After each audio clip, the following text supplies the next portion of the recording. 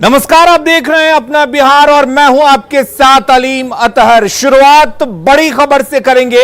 मोदी मंत्रिमंडल का विस्तार आज शाम 6 बजे होगा। कैबिनेट विस्तार, बिहार के कई नामों की चर्चा है। आपको बता दें कि जेडीयू के कोटे से 3 मंत्री पद मिल सकते हैं, यानी कि जेडीयू कोटे से 3 लोग मंत्री बन सकते हैं। सूत्रों के हवाले से यह बड़ी खबर आपको बता दें, ललन सिंह, आरसीपी सिंह मंत्री बनेंगे। वहीं एलजेपी कोटे से पशुपति पारस का नाम सामने आ रहा है। साथ ही सुशील मोदी को भी मंत्री पद मिल सकता है।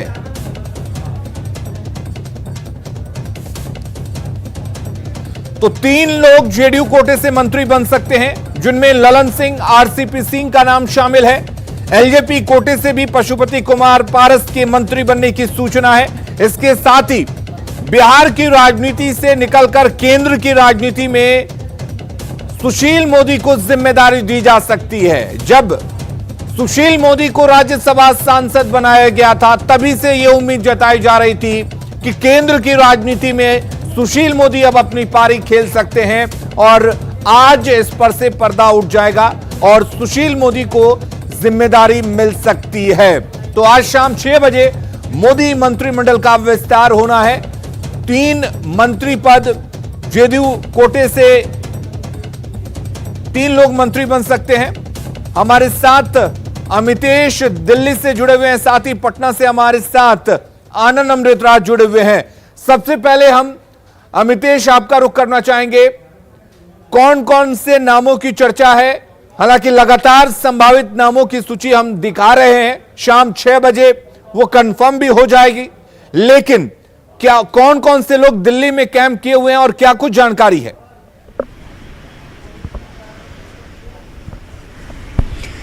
देखिए, जो सूत्र बता रहे हैं उसके मुताबिक आज शाम 6 बजे मोदी मंत्रिमंडल का विस्तार हो जाएगा। सूत्रों के मुताबिक जो जानकारी मिल रही है उसके मुताबिक, लेकिन जेडीयू और बीजेपी को लेकर के अगर बात करें तो जो सूत्र बता रहे हैं उसके मुताबिक कल जेडीयू के राष्ट्रीय अध्यक्ष आरसीपी सिंह की बात हुई थी, एक मुलाकात हुई थी बीजेपी के एक वरिष्ठ नेता से, और उसमें 2 कैबिनेट और 2 राज्य मंत्री की मांग उन्होंने की थी। आरसीपी सिंह की तरफ से औपचारिक तौर से कहा गया था, जो सूत्र बता रहे हैं उसके मुताबिक 2 कैबिनेट और 2 एमओएस की मांग की गई थी, लेकिन बीजेपी की तरफ से साफ तौर पर कहा गया कि 2 कैबिनेट संभव नहीं है, 1 कैबिनेट ही संभव होगा। इसलिए बीच का रास्ता निकालने की कोशिश हो रही है कि 1 कैबिनेट के साथ 2 अगर एमओएस हो जाते हैं तो शायद बीच में बात बन जाए। इसलिए ये बात बिल्कुल तय है, जो 2 कैबिनेट की मांग की गई थी जेडीयू की तरफ से, जो हमारे सूत्र कंफर्म कर रहे हैं उसके मुताबिक 1 ही कैबिनेट पर बीजेपी राजी होती दिख रही है। यानी आरसीपी सिंह और ललन सिंह जो 2 नाम चल रहे थे कैबिनेट मंत्री के तौर पर, तो उसमें से कोई 1 ही कैबिनेट मंत्री बनेगा। और कल सुबह 11 बजे करीब आ गए थे आरसीपी सिंह दिल्ली में, तब से दिल्ली में ही है। मैं उनके आवास के बाहर ही अभी खड़ा हूं, जो यहाँ पर बीडी मार्ग में स्वर्ण जयंती सदन है, उनके फ्लैट के बिल्कुल मैं सामने खड़ा हूँ। तो आरसीपी सिंह दिल्ली में कैंप किए हुए हैं, लेकिन ललन सिंह अभी भी पटना में है। तो आज शाम अगर मंत्रिमंडल का विस्तार होने जा रहा है 6 बजे, जो सूत्र बता रहे हैं उसके मुताबिक, और उस सिचुएशन में ललन सिंह अभी भी पटना में है, अभी भी पटना से चले नहीं है, तो इसका मतलब लगाया जा सकता है, और खासतौर से 1 कैबिनेट की अगर बात होती है तो हो सकता है कि आरसीपी सिंह इसमें आगे निकल जाएं। चलिए, हमारे साथ आनंद अमृतराज भी जुड़े हुए हैं। आनंद, आपसे जानना चाहेंगे, पटना के सियासी गलियारों में क्या कुछ चर्चा है? दिल्ली से तो यह खबर आ रही है कि जो सूत्र बता रहे हैं उसके मुताबिक 1 ही कैबिनेट जो है, केंद्रीय मंत्री का पद जो है वो जेडीयू को मिल सकता है, 2 एमओएस बनाए जा सकते हैं, बीच का रास्ता निकाला जा सकता है। लेकिन पटना के सियासी गलियारों में क्या कुछ चर्चा है?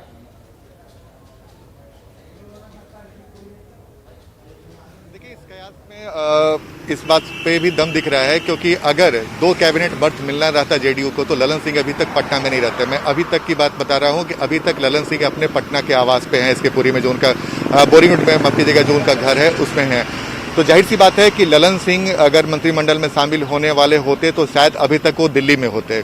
दूसरी महत्वपूर्ण बात की जो लगातार कयास चल रहे हैं ललन सिंह, आरसीपी सिंह और संतोष कुशवाहा का, तो देखिए जो हमारे सूत्र है उन्होंने यही बताया है कि लौकुश समीकरण की बात भले ही नीतीश कुमार करते हैं, लेकिन इसमें कुछ समीकरण के लिए बहुत कुछ नहीं बच रहा है, क्योंकि ऑलरेडी कुशवाहा समाज से 2 बड़े नेता जेडीयू के पास हैं, उमेश कुशवाहा प्रदेश अध्यक्ष और उपेंद्र कुशवाहा, जिन्हें महत्वपूर्ण जिम्मेवारी दी गई है।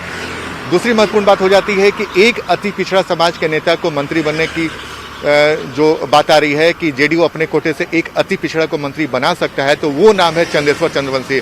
देखिए, रामनाथ ठाकुर की भी बात आ रही थी लेकिन रामनाथ ठाकुर राज्यसभा के सांसद हैं और आरसीपी सिंह भी राज्यसभा के सांसद हैं, तो दो राज्यसभा सांसद को मौका नहीं मिल सकता है, ये हमारे सूत्र बता रहे हैं। दूसरी महत्वपूर्ण बात कि संतोष कुशवाहा जो कुशवाहा समाज से आते हैं, जो पूर्णिया से सांसद हैं, उनके बारे में जानकारी मिल रही थी कि संतोष कुशवाहा को मंत्रिमंडल में जगह मिल सकती है, लेकिन जैसा कि मैंने आपको बताया कि लौह कुश समीकरण के तहत ऑलरेडी जेडीयू के पास दो बड़े कुशवाहा नेता है, तो शायद संतोष कुशवाहा का पत्ता कट जाए। दूसरी महत्वपूर्ण बात, दिलेश्वर कामत जिनके उम्र काफी हो चुकी है, 70+ में है, तो शायद उनकी भी स्थिति बहुत बेहतर नहीं दिख रही है मंत्रिमंडल में। सबसे आगे जो नाम चल रहा है आरसीपी सिंह के बाद वो है, अगर ललन सिंह की बात अगर छोड़ दे फिलहाल, तो अति पिछड़ा समुदाय से जहानाबाद के सांसद चंद्रेश्वर प्रसाद चंद्रवंशी का नाम सबसे आगे आ रहा है। चर्चाओं का बाजार गर्म है, जो है गर्म है, और शाम को 6 बजे तमाम चर्चाओं पर विराम लग जाएगा और ये बात तय हो जाएगी कि कौन मंत्री बन रहा है। लेकिन इस बीच सूत्रों के हवाले से एक बड़ी खबर आपको बता दें, मंत्रिमंडल विस्तार में जेडीयू ने 4 सीटों की मांग की है। 2 कैबिनेट और 2 राज्य मंत्री की मांग जेडीयू की तरफ से की गई है, और वहीं बीजेपी 2 कैबिनेट के लिए तैयार नहीं है। यह बड़ी खबर आपको बता दें, बीच का रास्ता निकालने की जरूर कोशिश जारी है। जेडीयू सांसद ललन सिंह अभी भी पटना में ही हैं, यानी कि जेडीयू सांसद ललन सिंह के पटना में होने पर सवाल खड़े हो रहे हैं, क्योंकि अगर 2-2 कैबिनेट मंत्री का दर्जा दिया जाना था तो अब तक आरसीपी सिंह की तरह ललन सिंह को भी दिल्ली में होना चाहिए था। हमारे साथ हमारे 2 सहयोगी लगातार जुड़े हुए हैं। अमितेश, ये बात तो तय है कि पटना में ललन सिंह है, तो क्या ललन सिंह के नाम की चर्चा है, जानकारी है कि ललन सिंह जा रहे हैं? क्योंकि आनंद ने भी यह बात कंफर्म कर दी कि अपने आवास पर ललन सिंह मौजूद हैं।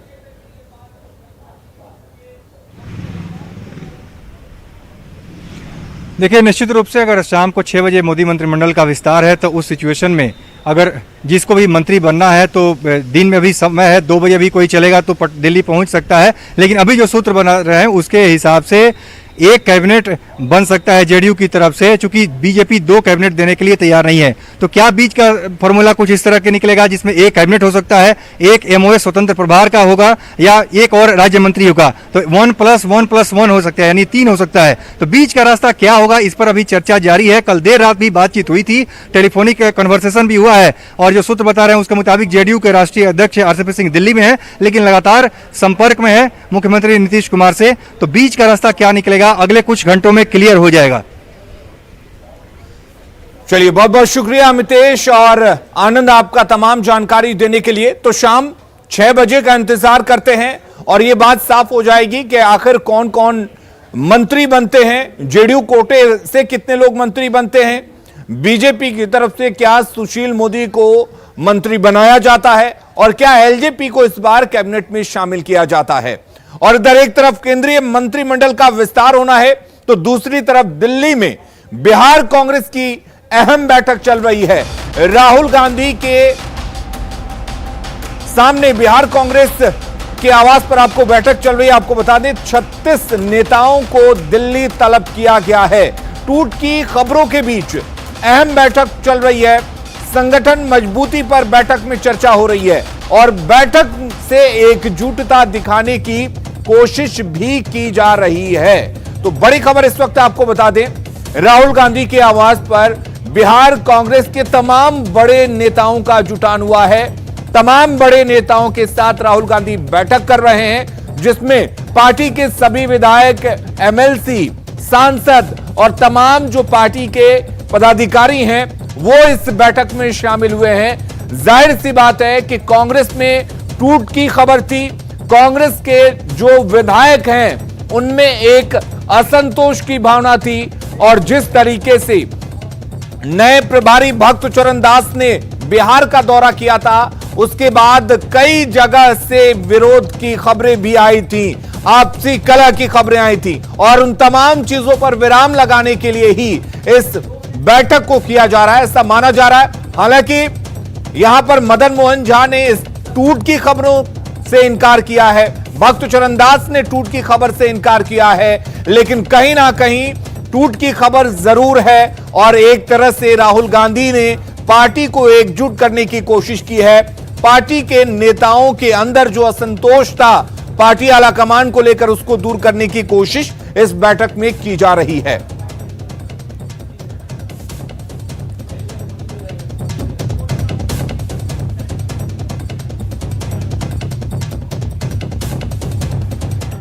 और कांग्रेस के वरिष्ठ नेता और पूर्व लोकसभा स्पीकर मीरा कुमार भी राहुल गांधी के साथ इस बैठक में शामिल हुई। उन्होंने कहा कि बिहार में इस संगठन को कैसे मजबूत किया जाए, इस बात पर चर्चा हुई। हालांकि इस संगठन में फेरबदल के सवाल पर उन्होंने टिप्पणी करने से इनकार कर दिया।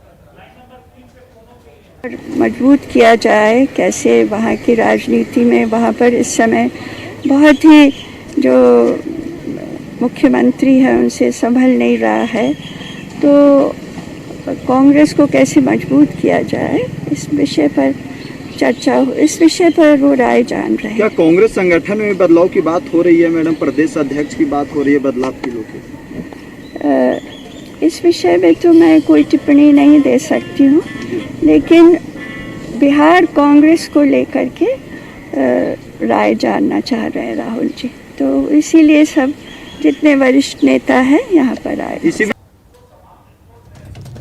और हमारे साथ रंजीता जुड़ी हुई इस खबर पर ज्यादा जानकारी के साथ। रंजीता, बैठक चल रही है, जाहिर सी बात है कि कांग्रेस को मजबूत करने की कोशिश से तमाम नेता बता रहे हैं, लेकिन जिस तरीके से विधायक, एमएलसी और सांसद के अलावा तमाम जो कांग्रेस के वरिष्ठ नेता हैं जो बिहार के हैं वो बैठक में शामिल हो रहे हैं, तो क्या यह माना जाए कि वाकई कांग्रेस में एक बदलाव हो सकता है बिहार प्रदेश कांग्रेस में?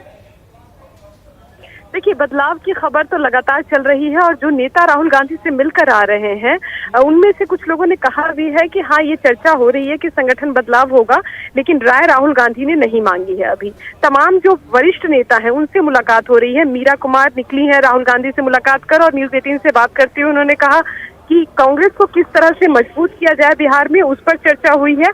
1-to-1 बातचीत कर रहे हैं, ये कीर्ति आजाद का कहना है। उन्होंने इस बात से भी इनकार नहीं किया कि संगठन में बदलाव होंगे, क्योंकि उन्होंने कहा कि इस तरह की चीजें निकलकर जरूर आ रही है। निखिल कुमार अभी भी राहुल गांधी के आवास पर है, प्रदेश अध्यक्ष मदन मोहन झा भी उनके आवास पर है, और ये भी बताया जा रहा है कि कुछ नेताओं को शाम 4 बजे बुलाया गया है, क्योंकि अभी जो समय दिया गया था उसमें वरिष्ठ नेताओं से ही 1-to-1 बातचीत हो रही है। निश्चित तौर पर जो टूट की खबर कही जा रही थी उसके डैमेज कंट्रोल की कोशिश है। राहुल गांधी तमाम विधायकों से, नेताओं से बातचीत कर रहे हैं, और अगर संगठन बदलाव की बात है तो एक एक करके राय भी ले रहे हैं। यानी कि 1-to-1 ये जानने की कोशिश की जा रही है कि प्रदेश कांग्रेस को लेकर विधायकों की, एमएलसी की क्या राय है। लेकिन जिस तरीके से भक्त चरण दास ने भी इशारा किया था कि बिहार कांग्रेस में सब कुछ ठीक नहीं है और बदलाव की जरूरत है, तो उसे माना जाए कि बदलाव हो सकता है, और कहीं ना कहीं जो तमाम विधायक हैं वो एकजुट रहे, इसको भी दिखाने की कोशिश की गई है। यानी कि तमाम नेताओं को, विधायकों को इंटैक्ट करने की कोशिश इस बैठक के जरिए की गई है। बहुत बहुत शुक्रिया तमाम बातचीत के लिए रंजीता। अगली खबर का रुख करते हैं। पूर्णिया के खजांची हाट थाना के हाउसिंग कॉलोनी में मंगलवार की रात 3 मवेशी चोर लोगों के हत्थे चढ़ गए, जिसके बाद स्थानीय लोगों ने तीनों चोरों की पिटाई की और बाल मुड़वा कर छोड़ दिया।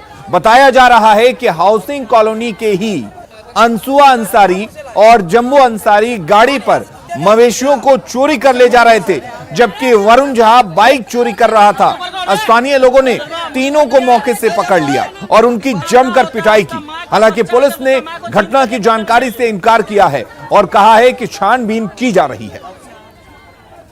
ये वो गाय भी चोरी हुआ, जो 1.5 महीना का बच्चा वो वहाँ पर बैठी हुआ, और 1.5 महीना बच्चा होने से हुआ गाय मेरा चोरी हो गई। बच्चा मेरा गाय जो चोरी हुआ उसको हम जानते नहीं है, मगर गाय जो मेरा सामान चोरी किया, जो पकड़ा है उसी तो गाय छोड़ा जाएगा। अच्छा, ये लोग क्या बकरी चुरा रहे थे? 3 बकरी चुराया है मेरा। 5-6 आदमी का ग्रुप है। वो रात के 4 चक्का लेके आता है, 4 चक्का लेके मैजिक। वो गाय भी रात को चोरी करता है, दिन भर बकरी चोरी करता है, रात के गाय चोरी करता है। दिया ना गाड़ी हमला कर, गाड़ी लेके भागा था ना, लेके भागा था ना। नाम बोलो। वरुण नाम हुआ मेरा। चलिए ठीक है, ये भी है सर, गाड़ी हमला करके दिया। और अब बात बिहार में बाढ़ की बेबसी की।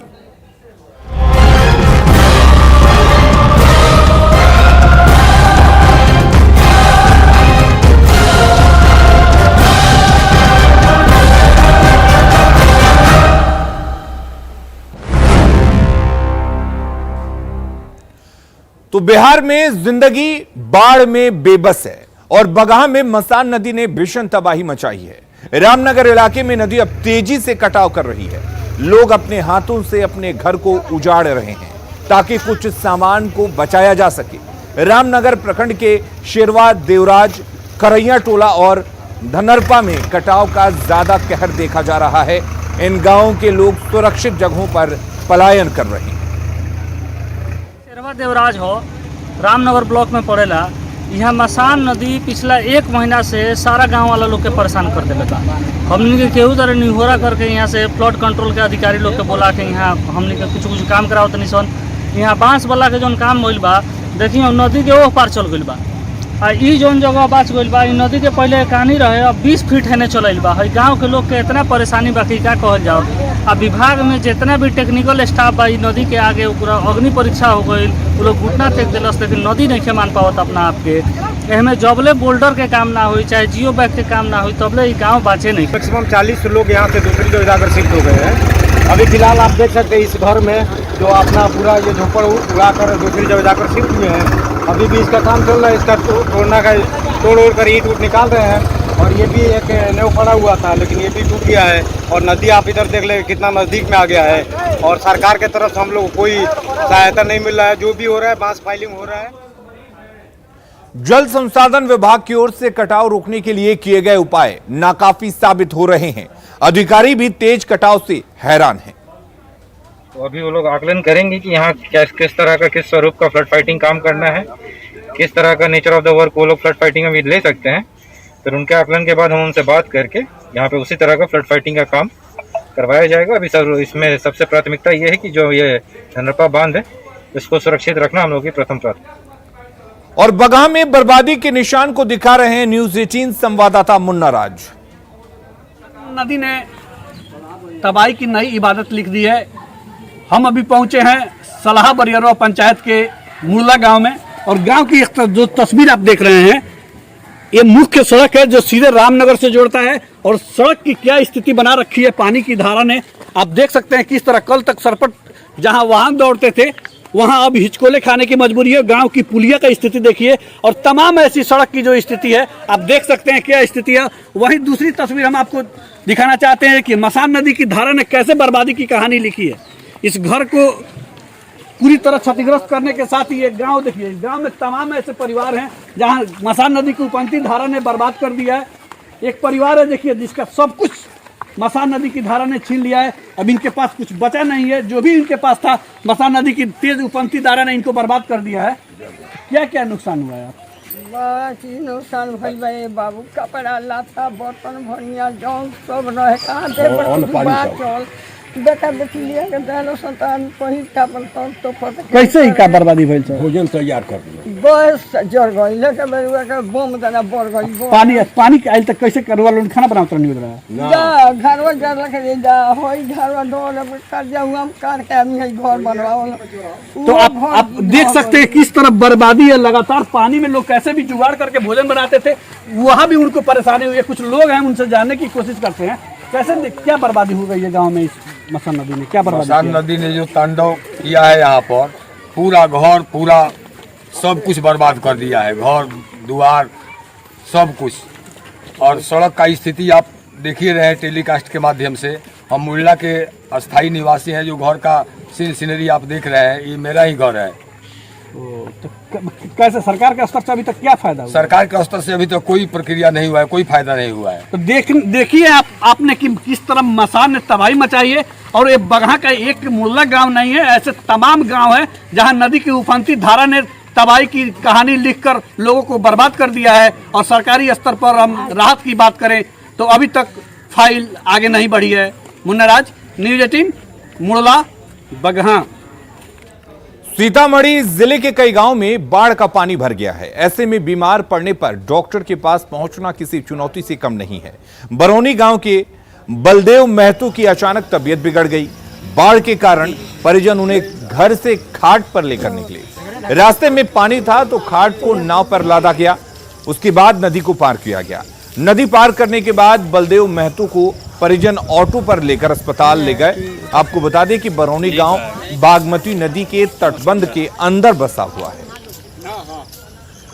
खराब होने के कारण हम लोग बहुत परेशानी में आ गए हैं। कम से कम कल ही रात 10-11 बजे के टाइम से तबीयत खराब है और कोई दवाई की व्यवस्था भी नहीं है हमारे गांव में। मेरा गांव बगौनी है और बांध रक्सिया से 3 किलोमीटर अंदर बांध के अंदर में पड़ता है और बाढ़ भी अभी आ चुका है, जिसकी वजह से हम लोग को बहुत कठिनाई और तकलीफें हो रही है।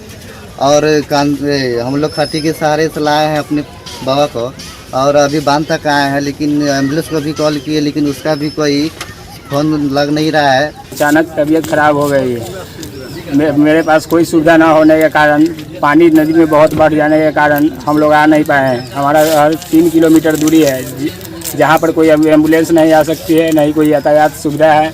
हम लोग यहाँ से पैदल चलकर ही जाते हैं। अभी ज़्यादा तबीयत खराब होने के कारण हम लोग खटिया पर इनको लेकर आए हैं यहाँ नहीं। सीतामढ़ी जिले में बागमती और अधवारा समूह की नदियों के जलस्तर में कमी आ रही है, लेकिन बाढ़ के दौरान लोगों की मुश्किलें कम होने का नाम नहीं ले रही है। सीतामढ़ी शिवहर NH 104 पर कई जगहों पर बाढ़ के पानी का तेज बहाव जारी है। सड़क पर पानी के तेज बहाव के कारण आम लोगों को काफी परेशानी झेलनी पड़ रही है। पुनौरा गांव के समीप लोगों की मुश्किलों का जायजा लिया हमारे संवाददाता राकेश रंजन ने। मैं इस वक्त खड़ा हूँ सीतामढ़ी शिवहर NH 104 पर और आप तस्वीर देख सकते हैं पुनौरा गांव के समीप किस तरीके से बाढ़ के पानी का तेज बहाव NH पर जारी है और लोगों को कितनी परेशानियों का सामना करना पड़ रहा है। आप तस्वीर साफ देख सकते हैं। जान जोखिम में डालकर लोग अपनी सफर को तय कर रहे हैं और हर साल इस जगह पर यही स्थिति रहती है, लेकिन सरकार का ध्यान नहीं रहता है। बाढ़ से पहले जिला प्रशासन और सरकार बाढ़ पूर्व तैयारियों का दावा करता है, लेकिन हर साल यही स्थिति रहती है और यहाँ बड़ी तादाद में लोगों का आना जाने का सिलसिला खबरें लगातार जारी हैं। आप बने रहिए न्यूज़ 18 बिहार झारखंड के साथ।